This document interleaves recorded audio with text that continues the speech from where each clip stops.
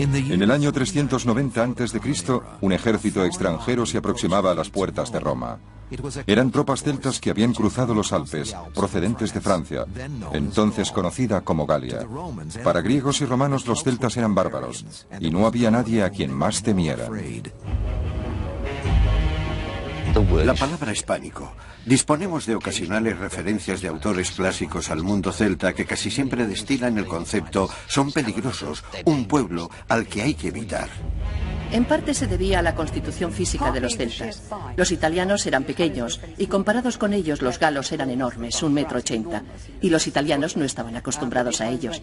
Sabemos que Julio César era muy alto para ser romano, 1,67 m.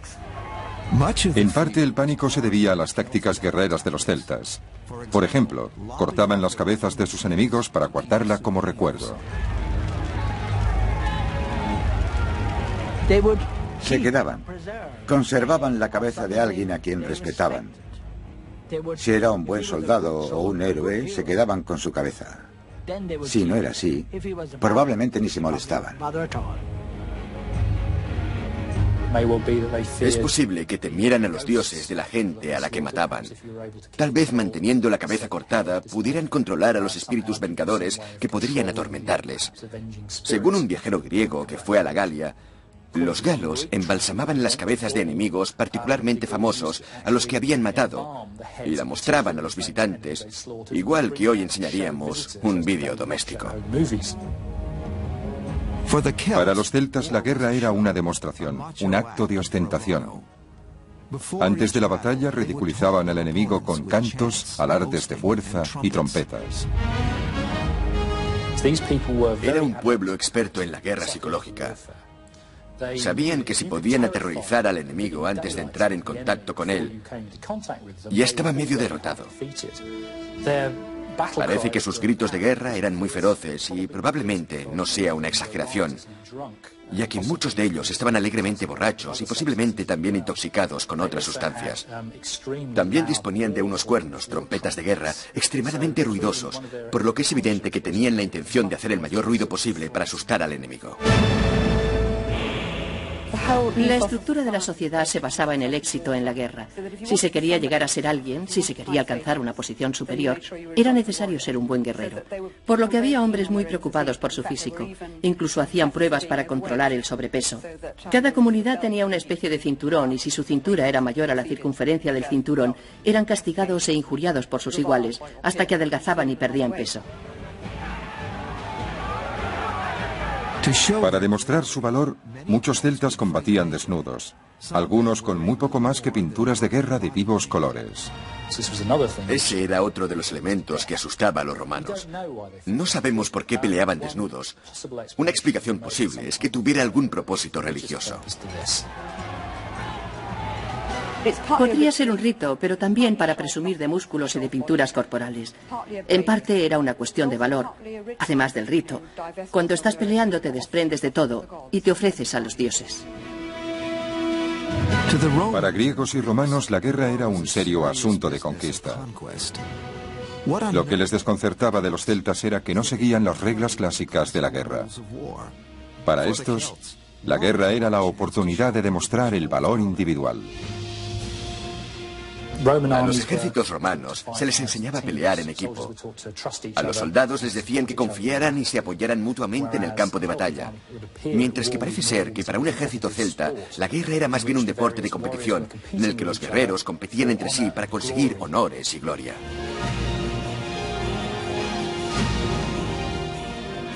Cuando en el año 390 a.C. el ejército celta se acercaba a Roma, las tribus celtas ya dominaban gran parte de Europa, controlando grandes zonas tan al oeste como Irlanda y Gran Bretaña, gran parte de España, Francia, Austria y Suiza, llegando a Turquía por el este. Pero no existía el imperio celta porque no era un pueblo unificado. Los celtas estaban formados por tribus individuales que compartían una cultura similar, elementos tales como la lengua, el arte y un espíritu libre. Un planteamiento ante la vida, el arte y la religión. Y no hay duda de que los celtas tenían un planteamiento característico ante la vida de evidente despreocupación.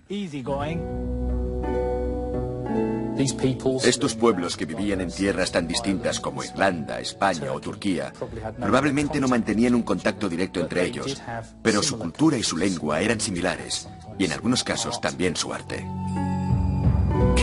Artefactos celtas que han sido encontrados en lugares tan distantes como Irlanda y Hungría son muchas veces idénticos en estilo. ¿Cómo es posible que la cultura celta se extendiera tan ampliamente?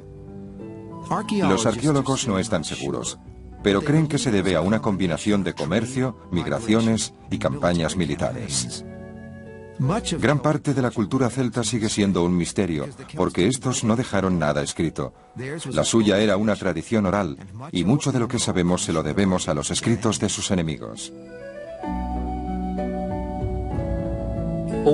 Lo único que tenemos son opiniones griegas y romanas, pero si intentas evaluar a un pueblo extranjero, no es muy fácil hacerlo cuando lo estás mirando por encima de tu escudo y ellos te están gritando. Uno de los elementos que ayudó a extender la influencia celta fue su destreza trabajando el metal. Eran expertos en la fabricación de herramientas de guerra. Espadas largas de duro acero con un buen filo, escudos, armaduras y especialmente vehículos como cuadrigas en las que las grandes ruedas llevaban aros de hierro a modo de llantas, lo que significa que eran muy maniobrables y resistentes. Una de las pruebas que demuestran que los pueblos de la Galia no eran tan bárbaros como los romanos sugerían era su extraordinario dominio de la tecnología del hierro. Eran capaces de crear objetos de hierro que inicialmente los romanos no sabían fabricar.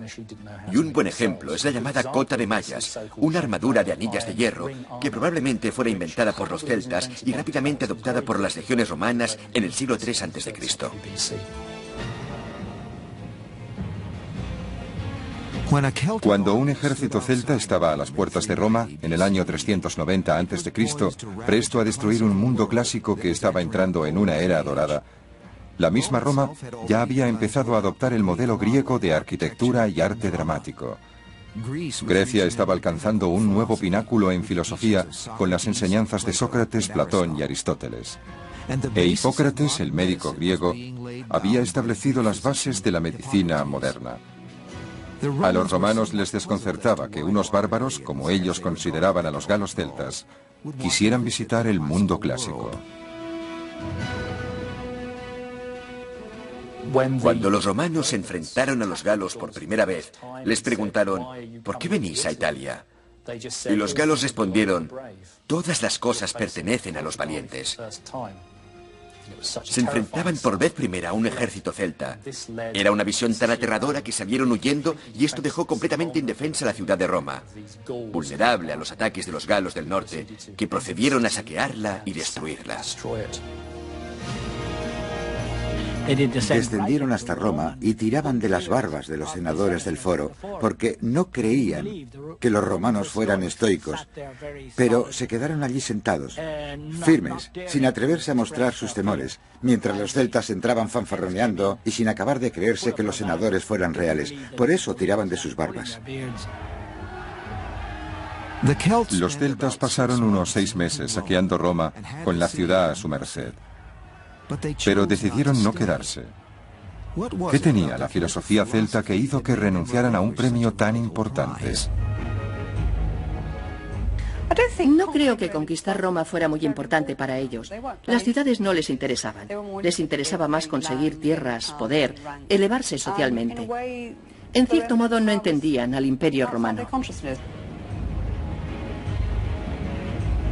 Su filosofía era completamente distinta a la de los romanos. Los celtas llegaban, saqueaban, cogían grandes cantidades de vino, plata o lo que encontraran, se lo llevaban de regreso y decían, soy un gran hombre, lo he conseguido. Los romanos querían conquistar un país y mantenerlo, quedarse con él para siempre poder seguir comerciando con dicho país.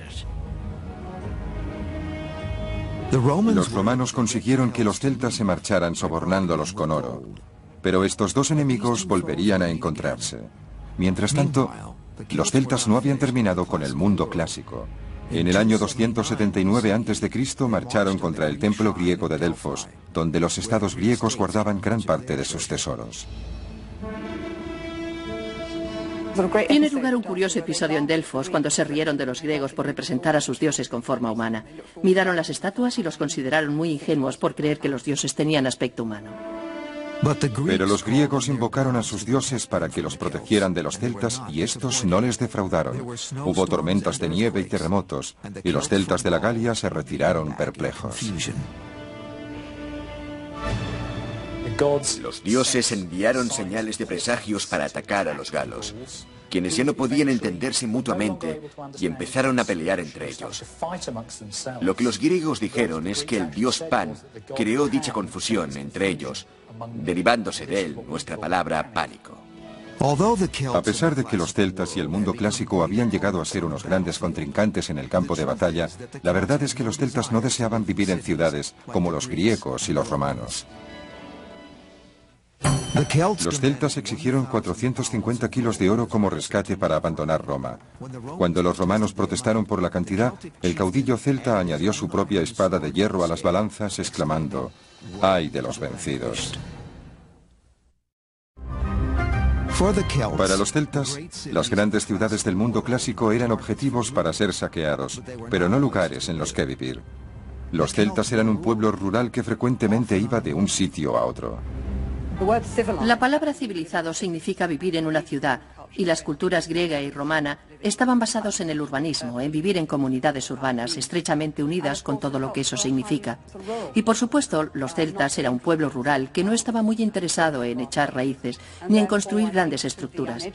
Por ello creo que el romano ignorante que no entendía a los celtas los consideraban toscos, salvajes y bárbaros. Cuando las tribus celtas no estaban peleando, cultivaban las tierras y vivían en pueblos como este. En el sur de Inglaterra, los arqueólogos han recreado una granja celta, con sus edificaciones, sus animales y sus cultivos, los elementos que conformaban la vida celta hace más de 2000 años. Eran los granjeros quienes financiaban las campañas de los guerreros. Es una sociedad jerarquizada, con un caudillo en la cúspide y bajo él, y no necesariamente para que ese caudillo siga ocupando su lugar, se encuentra la aristocracia guerrera. Bajo ella, la gente que genera el dinero o la riqueza, que así lo prefiere, para que exista dicha aristocracia. Estamos hablando de los granjeros, los empresarios, los carreteros, la gente que comerciaba y producía esa economía excedente que permitía la existencia de la aristocracia. Los celtas vivían principalmente en pequeños pueblos sin aplicar el concepto romano de estado. También, a diferencia de los romanos, que construían con piedra, los celtas lo hacían con madera, barro y paja, por lo que muy pocas construcciones han sobrevivido hasta nuestros días. Pero los arqueólogos que han reconstruido las edificaciones celtas dicen que muestran una gran complejidad. Cuando se analizan las grandes casas circulares considerando su forma arquitectónica, se llega a la conclusión de que son mucho más complejas, tanto en concepto como en su ejecución, que construir un gran templo de piedra. Creo que son muy superiores, pero utilizaron unos medios diferentes. Utilizaron madera con la que crearon grandes estructuras, edificaciones domésticas con una superficie de 190 metros cuadrados. Para cubrir una casa con un diámetro de casi 20 metros, estamos hablando de 16 toneladas de paja, y eso solo para cubrir el tejado. Tal vez la edificación más importante de un pueblo celta fuera el salón de banquetes, en el que los guerreros satisfacían su pasión por la comida y la bebida. Tenemos que imaginar esta gran casa circular, con el fuego en el centro y tal vez un cerdo o un buey asándose en ese fuego central, y a su alrededor los guerreros en orden ascendiente, desde la puerta hasta el jefe, quien se sentaba frente a la puerta ocupando la posición de mayor influencia. Con relación a la comida, lo más importante entre los celtas era la porción del héroe. La porción del héroe era el mejor trozo de carne y se daba al héroe. Provocaba muchas disputas, ya que era frecuente que dos guerreros se desafiaran para saber quién se quedaría con la porción del héroe. Todo el mundo gritaba, apartaban las mesas y parecía que en el salón se celebraba un duelo, seguramente a muerte. Con esto puede entenderse por qué los griegos y los romanos se lo pensaran dos veces antes de invitar a los galos a comer. Los escritores clásicos constantemente criticaban a los celtas por no diluir el vino concentrado de la época. No se molestaban en diluirlo, ya que lo bebían para alcanzar lo más rápidamente posible un estado de parálisis. Esa es una de las razones por la que este pueblo fuera considerado como bárbaro. Aunque la pasión de los celtas era la uva, su especialidad fueron los cereales. Los granjeros celtas, especialmente en Inglaterra, estaban entre los más avanzados de su tiempo. Los granjeros celtas que estuvieron aquí en el primer milenio antes de Cristo ya producían no solo lo suficiente para vivir, sino un excedente para exportar al continente. César nos dice que exportaban cereales y pieles al continente antes de que los romanos interfirieran en la zona. Las semillas que encontramos en las tumbas de los faraones, por ejemplo, son exactamente las mismas que cultivaban los celtas, pero estos lo hacían mejor. Si comparamos los resultados de nuestros programas de investigación aquí en la granja con los tiempos modernos, y para ello remontarnos antes de la Revolución Química en 1950-1960, cuando los productos químicos tuvieron su gran impacto en la agricultura, los resultados nos dan 600 kilos por hectárea, que es mucho más de lo que se conseguía en 1950 como promedio nacional del Reino Unido. A pesar de que los celtas generalmente vivían en pequeños pueblos, podían unirse por razones concretas. Construyeron cientos de castros por toda Europa. El de Maiden Castle, cerca de Dorchester, en Inglaterra, fue construido alrededor del año 500 a.C. para protegerse de otros guerreros e incluso es posible que de otros celtas. Tiene una extensión de unas 40 hectáreas y sus enormes defensas se esculpieron en las colinas. Fue construido sin la ayuda de ninguna tecnología sofisticada. Este pueblo disponía de unas herramientas de hierro muy eficaces con las que cortaban la piedra de creta de las colinas y trasladaban la tierra en pequeñas cantidades, en cestas. La construcción de estos castros se fue desarrollando a lo largo de 400 o 500 años. No solo les preocupaba defenderse de sus enemigos, sino también impresionar a las otras comunidades e incluso a ellos mismos con su gran poder. Los castros no solo les ofrecían protección, sino también un lugar en el que vivir y almacenar el grano.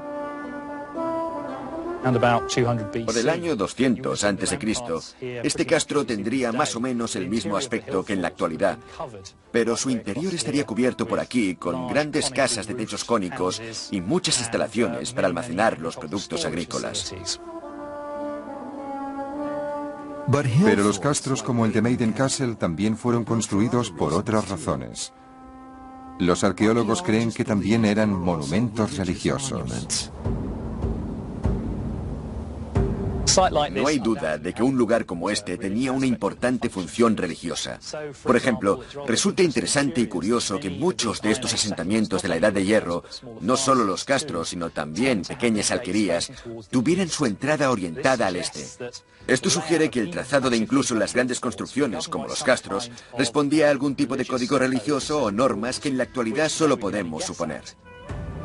¿Cuáles eran las creencias religiosas de los celtas? Exploraremos su mundo de dioses, templos y sacrificios humanos, y sus oscuros sumos sacerdotes, los druidas.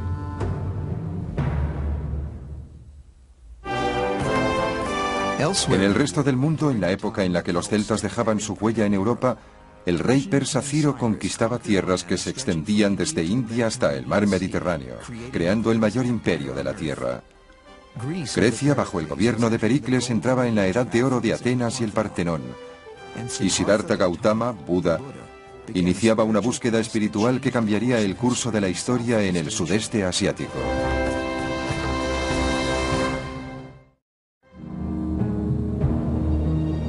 Frente a la costa oeste de Irlanda se encuentran las Islas Aran, donde pueden verse una serie de misteriosas estructuras orientadas hacia el mar.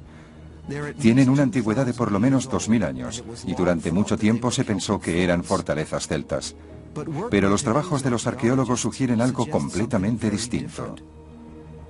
Estructuras como esta, la de Tuna Engus, eran versiones celtas del Coliseo, anfiteatros para grandes acontecimientos. Estoy seguro de que eran utilizadas como centros ceremoniales. Tenían una plataforma natural muy parecida a la de un escenario que se encuentra en todos ellos. Y estaban rodeados por estas estructuras. Es evidente que fue construido durante varias generaciones, por lo que por algún motivo importante se le añadía otro círculo. Según el profesor Rin, los anfiteatros como el de Dún Aengus probablemente tuvieran una función religiosa, un impresionante escenario para los caudillos celtas y sus sumos sacerdotes, los druidas. Elegían los lugares más inspiradores y construían grandes monumentos. Puede construirse un gran monumento como el de Dún Aengus, o como San Pedro, o el Partenón, o Stonehenge, con obreros voluntarios, ya que los fines son religiosos. De otra forma no podía hacerse, y elegían los mejores lugares, especialmente elevados, que pudieran ser vistos a kilómetros de distancia para que la gente acudiera de otros asentamientos lejanos. Nadie sabe exactamente lo que ocurría aquí. Pero si estas construcciones eran religiosas, los sacerdotes tenían que ser druidas, cuyo poder sobre la vida cotidiana de los celtas podría ser mayor incluso al de los caudillos. Eran al mismo tiempo sacerdotes, abogados, tal vez incluso médicos. Hacían de árbitros en las disputas. Eran maestros, eran profetas, veían el futuro y principalmente controlaban todo lo sobrenatural y mediaban entre los dioses y los humanos. Los druidas eran esenciales para el éxito de los celtas en la guerra. Aconsejaban a los caudillos sobre el día en que deberían iniciar la batalla. Un calendario de bronce encontrado en Colín, en Francia, del que solo quedaban unos meses, nos sirvió para reconstruir todo el calendario de los celtas locales. Algunos de los días se llamaban matis y otros en matis, que significaba día con suerte y sin suerte. No se pelea en un día sin suerte, se espera a un día con suerte. Es decir, ejercían una gran influencia sobre la gente. La formación de un druida llevaba 20 años, porque todo debía ser memorizado. Los celtas casi no escribieron nada. En vez de ello, transmitieron todos sus conocimientos mediante la lengua celta. Lo que he dicho en irlandés, que es la lengua celta clásica de la actualidad, es que los celtas no tenían un sistema de escritura. No supieron escribir hasta que se encontraron con los romanos y en épocas posteriores. En realidad lo aprendieron todo de memoria, especialmente los druidas.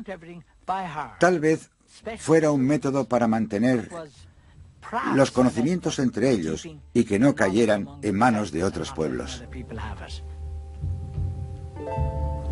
Los druidas tenían poder sobre la vida y la muerte y seleccionaban a las víctimas de los sacrificios humanos.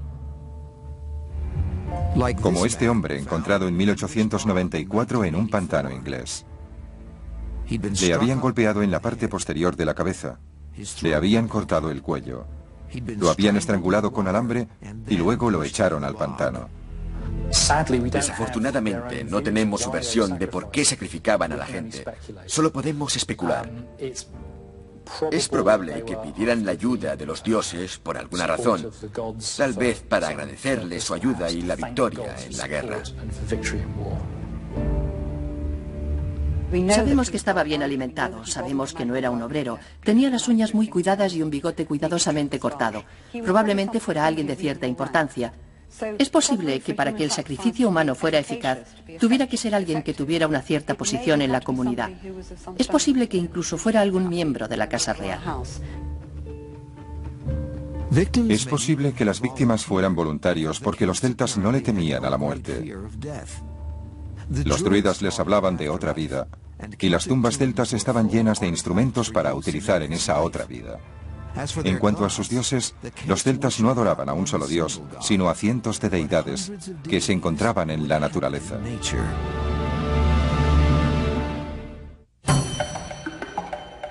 A veces los celtas abrían el vientre de los prisioneros capturados para que los druidas pudieran predecir el futuro, basándose en las condiciones de los intestinos.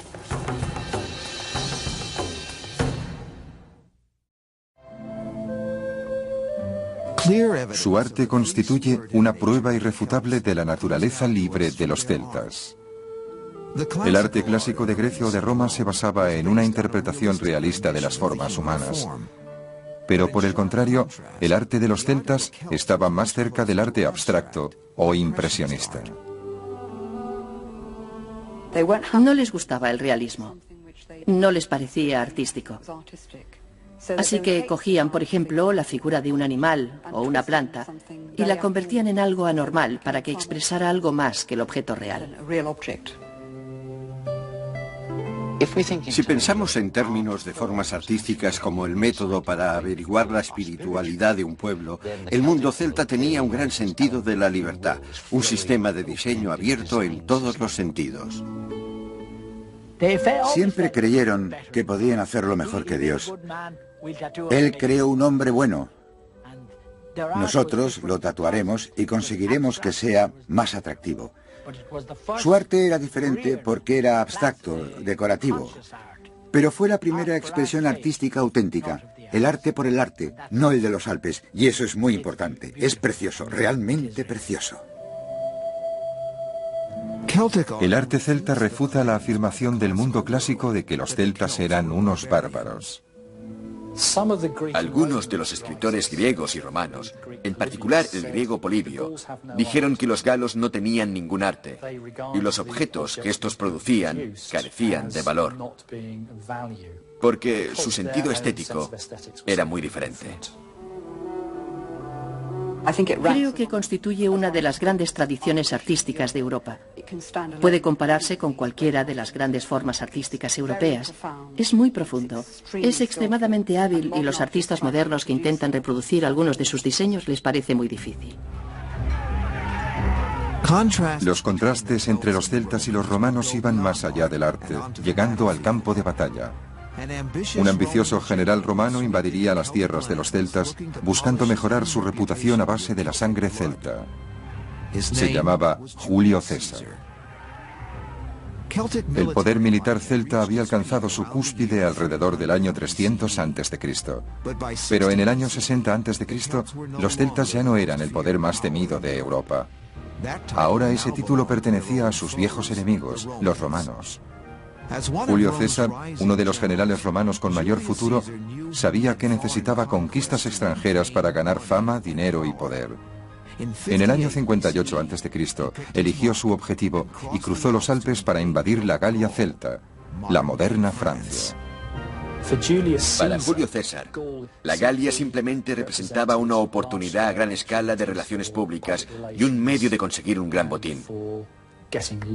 La mayor cantidad posible de oro para enriquecerse personalmente y para ganar gloria militar. Todo ello le ayudaría a adquirir un mayor poder en Roma. Tuvo muy poca relación con los galos. Solo fueron las oportunidades que se presentaron cuando lo necesitaba. Iba a ser una lucha entre la maquinaria militar romana y las tribus celtas, que carecían de una defensa cohesionada. Los romanos disponían de un ejército organizado. Era un pueblo sistemáticamente militar que iba a la guerra disponiendo de unos maravillosos métodos de combate de los que carecían los celtas y otros pueblos. Los celtas no estaban acostumbrados a combatir juntos. Había alianzas entre tribus, pero ellos estaban acostumbrados a luchar entre sí. No estaban preparados para la feroz escala de la guerra de la conquista imperial que César llevó a cabo. César consiguió eliminarlos tribu por tribu. Tenemos informes que muestran una crueldad increíble. Una tribu en concreto, los Nervi, que disponía de más de 5.000 guerreros, quedaron reducidos a 500 cuando César hubo terminado con ellos. Según los relatos de los romanos, la campaña de César en las Galias tuvo como resultado más de 1 millón de celtas muertos y otro 1 millón tomados como esclavos. Probablemente fuera la campaña más sangrienta que vivió Europa hasta las guerras napoleónicas 2000 años después. Pero los galos consiguieron contraatacar bajo la dirección de un joven noble celta llamado Vercingetorix. Consiguió, a pesar de las tradiciones del pasado, reunir un gran número de tribus galas bajo su mando. Eran conscientes de que estaban luchando por su libertad y fue la última oposición de los celtas a Roma. Vercingetorix organizó una campaña a base de ataques relámpago por la Galia, cortando las líneas de suministros de César, y estuvo a punto de alcanzar la victoria. En una o dos ocasiones, César tuvo grandes problemas con el ejército de Vercingetorix, y si la suerte de algunas batallas hubiese sido ligeramente diferente, César hubiese podido morir en el campo de batalla, o por lo menos haber sufrido un descrédito político que habría puesto fin a su carrera. Pero por fin los celtas galos y su caudillo no pudieron resistir la maquinaria de guerra romana y se vieron obligados a rendirse. Vercingetorix se convirtió en el prisionero de César. Se vio obligado, como era práctica común entre los romanos, a marchar encadenado en el desfile triunfal de Julio César en la ciudad de Roma, que celebraba su conquista de las Galias, y después fue ejecutado siguiendo el ritual. César también invadió Britania, otro baluarte celta, pero sin éxito. Sin embargo, un siglo después, en el año 43 de nuestra era, Claudio, el emperador romano, organizó una nueva campaña contra las islas. Los británicos opusieron una valiente resistencia contra la invasión romana, que probablemente consistiera en 40.000 soldados. Este fue el mayor ataque a través del canal en cualquier dirección antes del día D, en 1944. Los romanos, algunos montados en elefantes, que los británicos celtas no habían visto nunca, avanzaron por el sur de Britania, atacando pueblos y castros como el de Maiden Castle.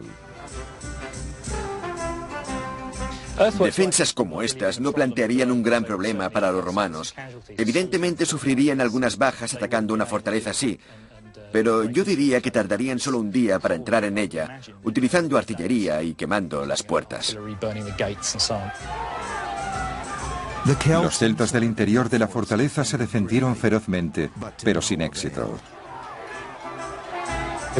Intentarían evitar la entrada de las legiones lanzándoles jabalinas y piedras con honda desde lo alto del terraplén. Pero claro, los legionarios disponían de una gran protección. A principios del siglo XX fueron encontrados durante una excavación en Maiden Castle unos posibles restos del ataque romano. En algunos esqueletos aún estaban incrustadas puntas de lanza. No hay duda de que mucha de la gente enterrada en ese cementerio murió violentamente. Los cuerpos presentan cortes causados por espadas, otros siguen con las puntas de lanza en su cuerpo.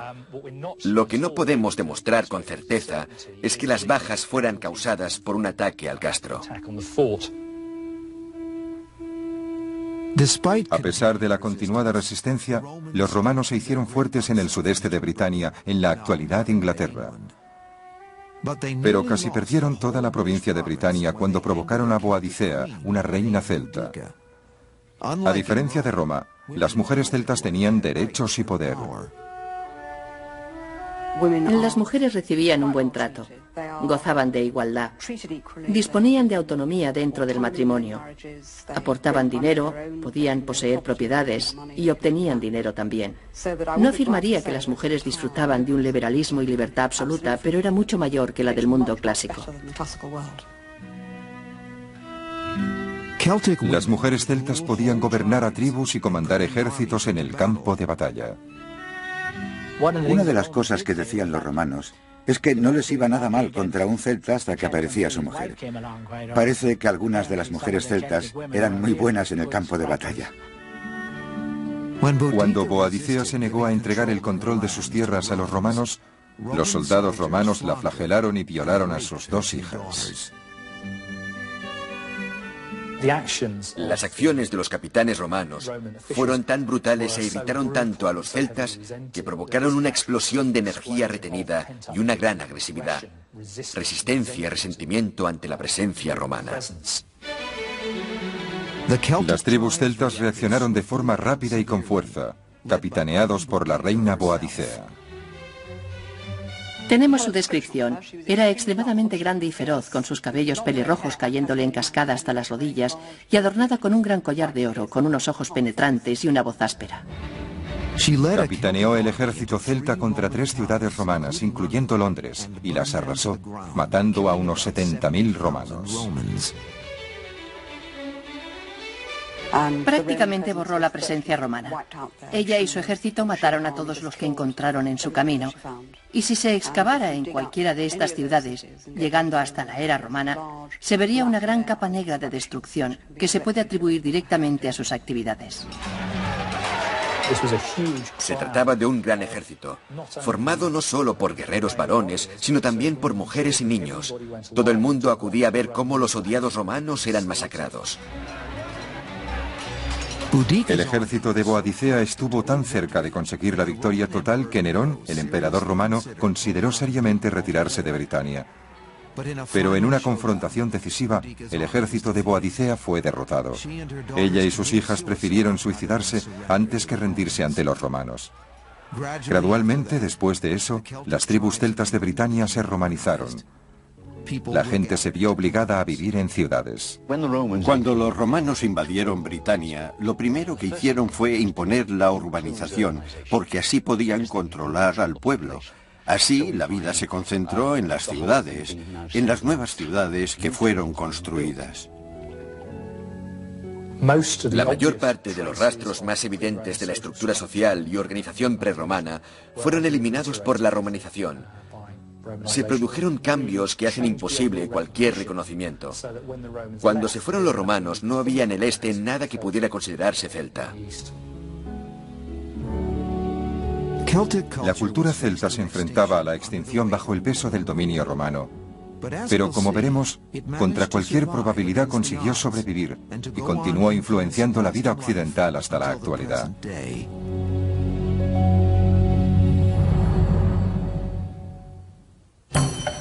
Las legiones romanas eran adiestradas para una férrea disciplina.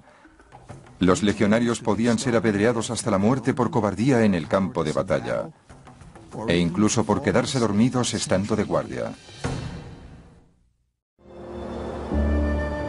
Los romanos dominaron Britania durante casi 400 años, y en las zonas en las que se asentaron, especialmente Inglaterra, la cultura celta desapareció. Pero las zonas que los romanos casi no tocaron, las escabrosas tierras de Gales, Escocia e Irlanda, la cultura celta siguió prosperando y seguía intacta cuando los romanos abandonaron Britania en el año 410. Los celtas de Irlanda y de Escocia siguieron siendo celtas, no fueron romanizados, y por ello siguieron con sus propias lenguas, sus formas artísticas y sobre todo con sus propias leyes. Apenas se habían marchado los romanos cuando se vieron amenazados por nuevos invasores, anglos y sajones, quienes llegaron para llenar el vacío dejado por los romanos. Uno de los guerreros celtas que se dice se opuso a ellos fue inmortalizado por la leyenda. Se llamaba Arturo. Se dice que tras una serie de batallas, retrasó el avance hacia el oeste de los anglosajones germánicos, y con ello ayudó a la supervivencia de los británicos occidentales, quienes, por supuesto, más tarde se convirtieron en los pueblos que nosotros conocemos como Gales y Cornualles. Escritores futuros inmortalizaron a Arturo en la leyenda de Camelot, basándose en las tradiciones celtas. La historia del Santo Grial puede encontrarse en el folclore irlandés. Y la historia de Excalibur, la espada del rey Arturo, que éste tira al agua pero la recupera la reina del lago, está basada en la tradición guerrera celta. Hay muchas razones para creer que se trata de un eco de la memoria de la ofrenda de las armas al líquido elemento, algo muy extendido entre los pueblos del occidente europeo, tanto celtas como germánicos. Parece que en algunos de los relatos del rey Arturo se preservan motivos de la primitiva tradición oral celta. A pesar de que los anglosajones colonizaron Inglaterra, los celtas siguieron dominando Irlanda, Escocia, Gales y Cornualles. Los celtas británicos también colonizaron parte de Francia, a la que le dieron su nombre, Bretaña. Estas zonas siguen constituyendo en la actualidad la llamada Franja Celta. En los años posromanos, estas tierras fueron escenario de constantes luchas tribales. En el siglo V, los celtas irlandeses atacaron Britania, llevándose cientos de esclavos, entre los que se encontraba un muchacho de 16 años llamado Patricio, destinado a convertirse en su santo patrón. Convirtió a los irlandeses al catolicismo combinándolo con las tradiciones celtas.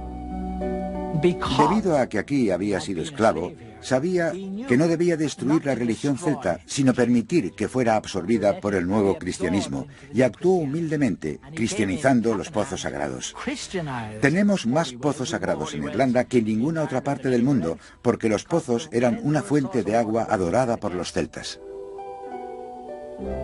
Los monjes irlandeses ocuparon el lugar de los druidas y fueron vitales para mantener viva la cultura celta, porque ellos fueron los primeros en transcribir el folclore celta.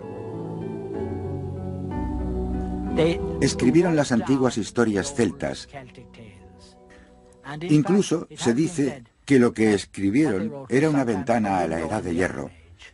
Es decir, era una forma de observar el pasado más lejano. De no haber escrito las antiguas narraciones celtas, nos habríamos perdido una parte importante de nuestra historia y sabríamos mucho menos acerca de los celtas. Tendríamos que basarnos únicamente en los relatos de los escritores clásicos griegos y romanos, quienes, por supuesto, mantenían distintos prejuicios. Desde entonces, los países celtas han mantenido sus lenguas y muchos de sus antiguos rasgos, especialmente el individualismo.